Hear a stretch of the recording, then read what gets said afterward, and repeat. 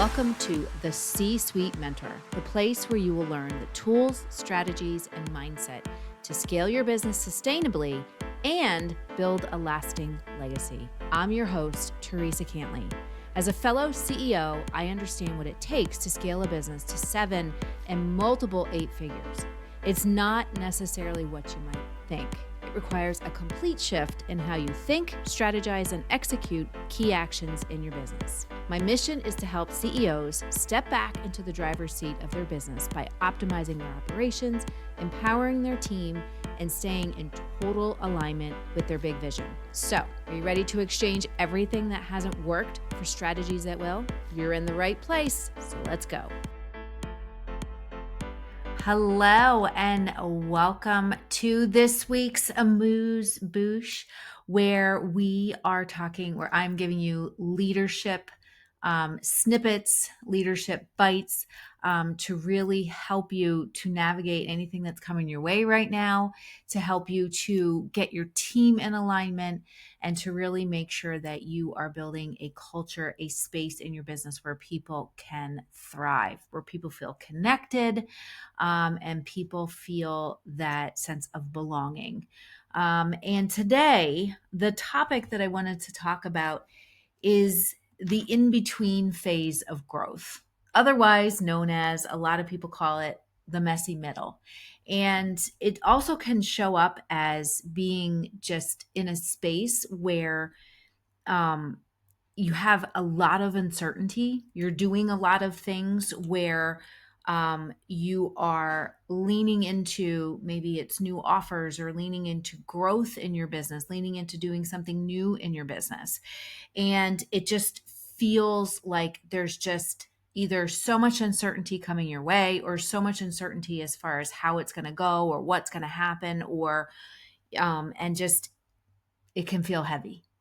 And I can tell you, if you're in that space where this is going on, I mean, think about it. We are, a lot of the businesses that I work with on a regular basis, a lot of the teams that I work with, there's a lot right now where we are trying to navigate increased costs. We're trying to navigate with shifts in employee, like hiring and retaining employees, shifts in just what's happening, globally, shifts in what new technology that's coming out, and how to use it, how to get a return on investment for it. So there's just a lot, and a lot is being thrown at leaders, stuff that you really never had to navigate before, or stuff that you didn't really have to deal with before. And it can just feel, it can feel heavy, right? So I wanted to talk about this because if you're feeling that way, I want you to know that you're not alone. And I think this week, as a CEO myself, as a leader, I've had to navigate a lot of challenging stuff this week. I've had to have some really difficult conversations with people. I've had to navigate some really challenging situations, in both just from the professional side of things, but also from the personal side of things. And I can tell you, it really can get heavy, and it can feel like you're pushing a boulder up the hill. It can feel many times over like you're alone. And it can make you even think to yourself, is this going to work? Is this worth it? Can I make this work? And I want to give you 4 things that you can focus on to help you if you're in this messy middle, or if you've had a lot of things that really have come at you this week that have just kind of knocked you off your feet. And it happens. Like I said, that was this week has been one of those weeks. So I thought, maybe if I'm going through this myself, that maybe there are some of you that are going through it, and hopefully these 4 things will kind of help you to get to the other side of it and get through that messy middle. Because the truth is that when we're leaning into growth, and when we are being called up to that next level of growth, whether it be something that's happening within you or something that's coming into your business, whatever it is, whether you're launching a new product line or you're launching a new product or you're launching a new offer, or you're just, I mean, I had a conversation with a business group that I'm in, and they had to do a huge overhaul with their team, with hiring, looking at their team and saying, we have the wrong people in the wrong roles here. And as the business has grown, there's been some friction because people aren't growing with it. And we had to do a huge overhaul. So if you've been kind of going through that and you're trying to figure out how to get through it, whatever that adversity is, I'm hoping that these 4 things that I'm going to give you today are going to help you to not feel so alone, and to just give you some direction. Because as I know, clarity gives us empowerment, and clarity from knowledge helps us to get through these times and get through these different challenges.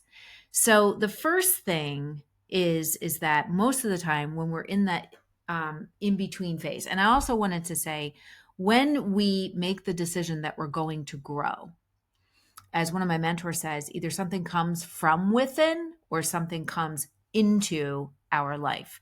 So when we make that decision to grow, it is not going to be met with easiness, and it is not going to be met with prettiness. It's going to be met with a lot of messiness, and it's going to be met with a lot of challenge, because growth can only come from when we have to face a challenge. And what I have come to find in my own life is that the bigger that challenge is, the bigger the growth is. And I'm not just talking about this being metaphorically. I'm talking about like real live, like looking at a situation such as having to do a huge overhaul with your team and thinking to yourself, oh my gosh, are we starting over? Like, am I starting from scratch here? Or I don't want to do this because it takes a lot of effort and work, and I don't know if I just have the energy for it. And looking at that and then saying to yourself, and then it just starts to spiral, right? And in the world, there is so much adversity going on and so much negativity and so much. I heard the other day, this has been the year of efficiency. And in our desire to be efficient with using AI for everything, you can think of, and trying to be more efficient, what we've lost is our ability to be human beings, our ability to just be. And in a world where, it's swipe left or constantly scroll, again, we forget what it is to be human and to connect with people. So I'm encouraging you again that when we get called up to this next level of growth, it's going to require us to approach things with a next level of thinking and acting and being. So the first step is to look at it and say, who is that best, or who am I at my best self? And how am I going to use my best self to make these decisions? So I think the first thing when we're navigating this messy middle, we're navigating that next level of growth, we have to approach it with a whole next level of thinking and decision making and just being. And when we don't have that, you're going to continue to have that friction. It just happens, right?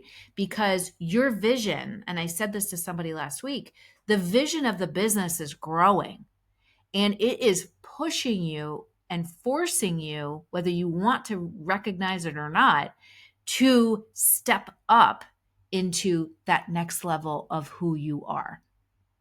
So, I used to hear this all the time. What got you here isn't going to get you to the next level. It's true. It's very true. And when we make that decision to achieve, like we want to achieve that next level of success, or we want to achieve that next level of growth, it's going to come with a whole next level of adversity and challenge that we need to approach with the next level of thinking and being and taking action. So the first thing is the hidden cost of just staying stuck when we start to feel that uncertainness, when things start to get messy. People either want to freeze, they want to fight, or they want to run the other direction. So I'm telling you, when you just stay stuck and you don't make a decision and you stay in that indecision, you stay in that undecisiveness, it's going to continue to you're just going to continue to freeze, and you're going to continue to basically catastrophize whatever growth you're trying to build. So if we make the decision to stay stuck and to freeze or to run away from it, you're not going to achieve that growth, obviously, because you're not going to want to take action. And what ends up happening from there is, again, you end up catastrophizing the situation. You end up having that growth or that success that you're looking to achieve, it ends up going backwards. So what we want to do is we want to lean into the growth. And I think the first thing is to be aware of, okay, you know what, we want to do this next level thing. We want to launch these new things, and it's going to be faced with a whole new set of problems. And, I've navigated a lot of challenges, whether it be a fire in a business, a roof blowing off, having to get rid of toxic leaders that were actually destroying a business, and just navigating all kinds of change management, like really just navigating change. And I think one of the first things is to recognize that one of the things that is just constant is that change is going to happen, and we have to be okay. And we have to, when these changes or when this uncertainty comes our way, we have to be willing to honor it and say, this uncertainty is happening because I'm leaning into something new. It's not intended to, it's going to try and hold us back. But what it's intended to do is to get us to go to the next level and to grow and to get our team to grow. So the first thing is to make the decision and be aware of it, and to honor the struggle, the adversity, whatever is happening, so that and approach it from the standpoint of, we can figure this out. We can figure out whatever is happening in this messy middle. Because once we make the decision that we're going to move forward with something different, it's going to be met with struggle. It's going to be met with adversity. Why? Because it's going to try and talk you out of doing that amazing thing that you want to do with your team. So, and the world will try and talk you out of it too. So what do we want to do? Do we want to fight it? Or do we want to stay free? We want to freeze and stay stuck, right? So if you're a difference maker and you're listening to this and you're watching this today, you're one of those people that's going to honor the struggle and approach it with a mindset of, we can figure this out and we're going to get through this. And we're going to look at every adversity that comes our way and say, okay, there's growth in this somewhere, and there's an opportunity in this somewhere, and we're going to figure it out no matter what it is. So that's the first part, is that awareness piece. The second part is to really look at how you're approaching it then. Exactly what I said, and really managing the self-talk that ends up happening, that and how you speak to yourself. I can't tell you how many times I have listened to leaders that start an I am statement with, I don't know if I'm capable of this. I don't know if my team's capable of this. And they end up, the self-talk that's going on ends up just deteriorating and taking them down. So looking at it and saying to yourself, okay, we are faced, and I had a conversation with a leader the other day, and new executive chef, and he's rebuilding a team from scratch. And he's saying to himself, I don't know if I can do this, or I don't know if, I don't know if these people are the right people.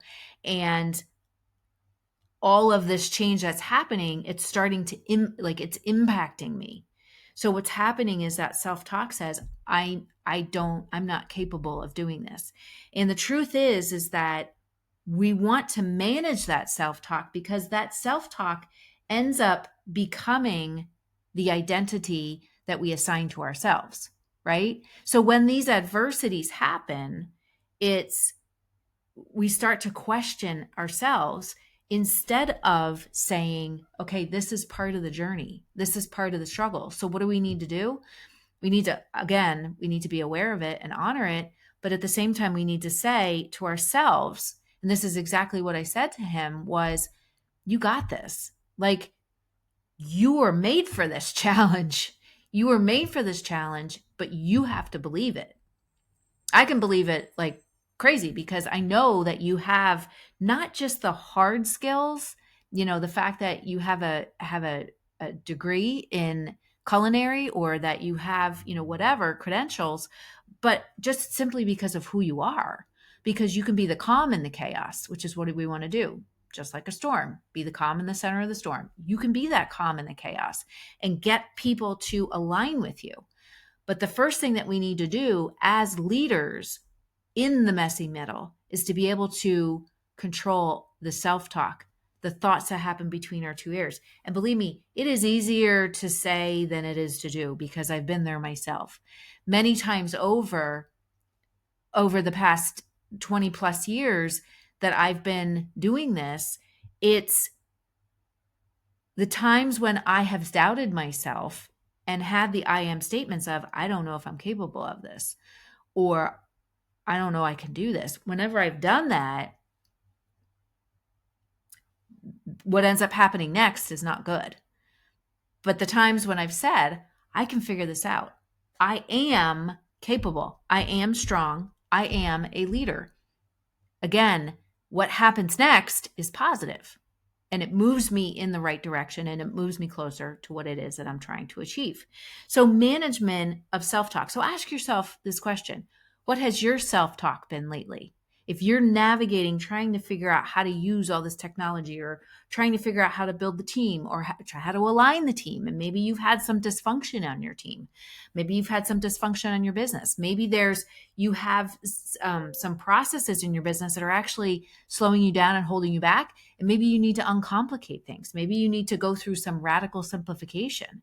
So asking, thinking about, what has your self-talk been as a leader?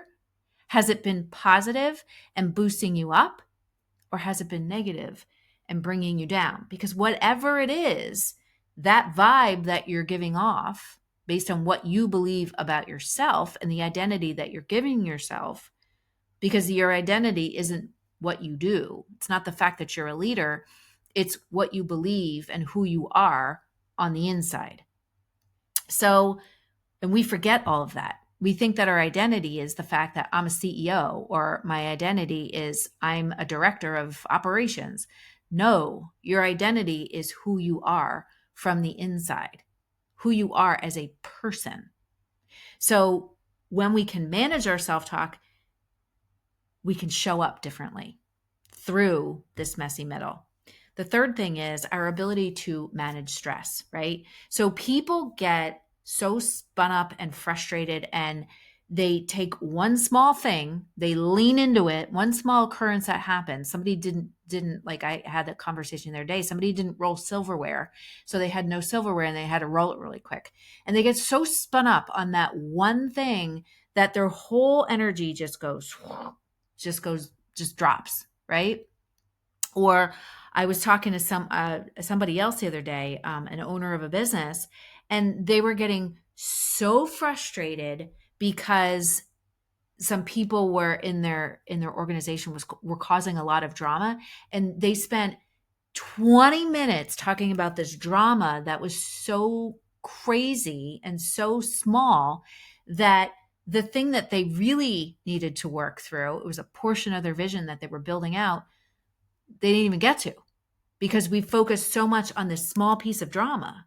So you got to look at it like, standard information comes in, how do we interpret it? And what do we make it mean about us and about the business, about the culture in our business? So when we look at how are we regulating our emotions, how are we managing our stress? And it's not just, are we doing yoga? Are we going for a walk? That's part, whatever it is, that's part of it. But the other part of it is, how do we zoom out from a problem? How do we have information come in? Even this week, navigating some of the things that some of the adversity that has come my way in my personal life, looking at it and saying, okay, this really sucks right now, really sucks.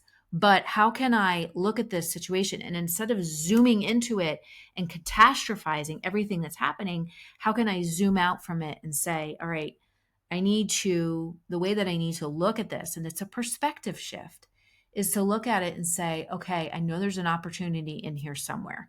I know that this door has closed, and it was a big freaking door, and it slammed shut. This door has closed, but I know it's going to open bigger doors. I know it's going to open bigger doors in a variety of areas. And I just have to believe that. So again, the story of the wrapping of the silverware, it was, okay, what can we do to get silverware wrapped? And then what do you need to do to correct this situation moving forward? And to really understand the why behind the manager who was on the shift when the silverware didn't get rolled, to understand the why of someone else before we go crazy about it and say, completely come unglued about something that really doesn't need our energy. I mean, even like on social media, somebody says one thing or an event happens, and then there's all kinds of like stuff being thrown back and forth. And the energy that then gets created, and the amount of time that people spend on all of this, all this negative energy and this negative stuff that's going on out there is nuts. And if we spent that much energy on connecting with people and just asking, how are you doing today? How are you feeling? How are things? The world would be different, right? So how are we going to manage our stress? Physically, are we getting up and getting out and getting some fresh air and managing our energy that way? But then also looking at it and saying, what am I giving my energy to? Am I giving it to something that's going to make me even more stressed? Or am I giving it to something that is actually going to help me to work through some things, that is actually going to help me to work through this challenge and to find the opportunity in it? The last thing is our success habits. They're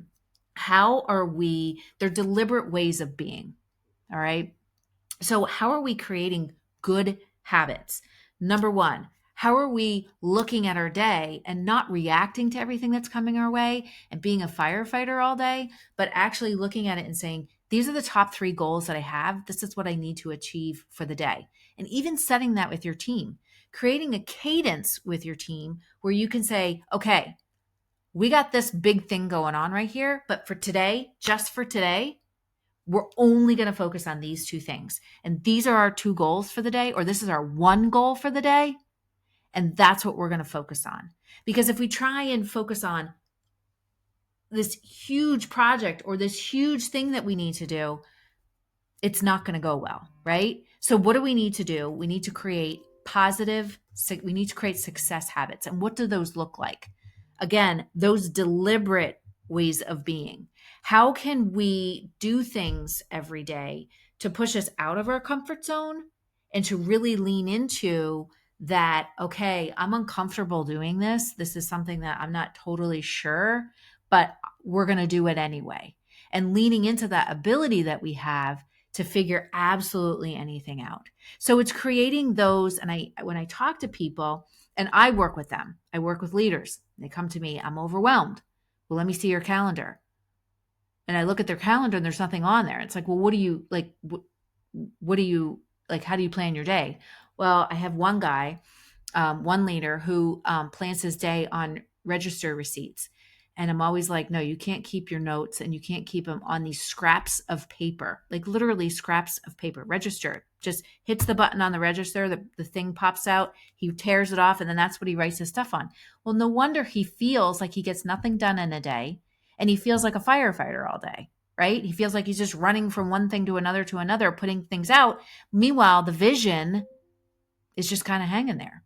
So what can you do to create deliberate ways of being, to set your goals, to block your time, to take breaks throughout the day? What does that look like for you? But it's not just about you. How can you then create that same cadence with your team so that they don't feel overwhelmed? So 4 small snippets. Number 1, being aware and really saying to yourself, okay, if we're going to go to this next level of growth, where it's going to be met with adversity. Number 2, how can we manage the way that we are talking to ourselves about what's happening? How can we manage our stress and make sure that we're spending our energy on the things that matter most and not on the drama, and letting the drama dictate our dream? Bad. We want our dream to dictate what we're doing. And then the last one is, how can we create success habits for ourselves and for our team? How can we create those deliberate ways of being that help us to rise up, not shrink back? I hope this helped you. And if you want to go deeper on these topics, make sure, let's jump on a call, book a virtual coffee with me, a strategy session, and let's see where your blind spots are, but also even bigger, let's see what we can do to start assessing the situation and then moving you forward. So we'll pop the link below, but thank you for joining me for this week's Amuse Bouche. I love doing these. I've gotten a lot of really great feedback on them. I hope that this helped you if you are feeling alone and navigating this messy middle of, if it's something you're creating, or maybe you've had a series of impacts that have been hitting you, whether it's personal or professional. Like I said, this week has been a big one for me, but really to help you, this whole thing was really to help you and not look at it like, I can't do this. This just feels so messy. I feel alone. And I just feel like it just feels so heavy. And I feel like I have a rock sitting under me. But to give you some tools to look at it differently, to look at it like, okay, what is one next best step of integrity? What is the next right action of integrity I can take? Even if it's something super small, it might just be going for a walk to free your mind up so that you can start thinking about things differently. So I hope that this helped you. Until next week, have a great rest of your week. If you want to dive deeper on this, make sure that you book a virtual coffee and let's chat. So have a great rest of your week, and I will see you soon. Hey there. Thank you so much for listening. If you found value on this show, please follow the podcast so you never, ever miss an episode. And I would love, love, love if you would leave a review on Apple Podcasts or Spotify for me. Even better, share the show with a fellow business owner ready to step fully into their CEO leadership role. Because right now, more than ever, the world really needs next level leaders. And by the way, did you know you can text me all your questions and get real-time feedback? You absolutely can. Just text the word CEO to me at 610-215-2838 to get connected. One last goodie for you before I go. If you're ready to scale your business and have a co-creator working right by your side, my C-Suite Mentor Program may be perfect for you and your possible new second in command. Just visit thecsuitementor.com to get started.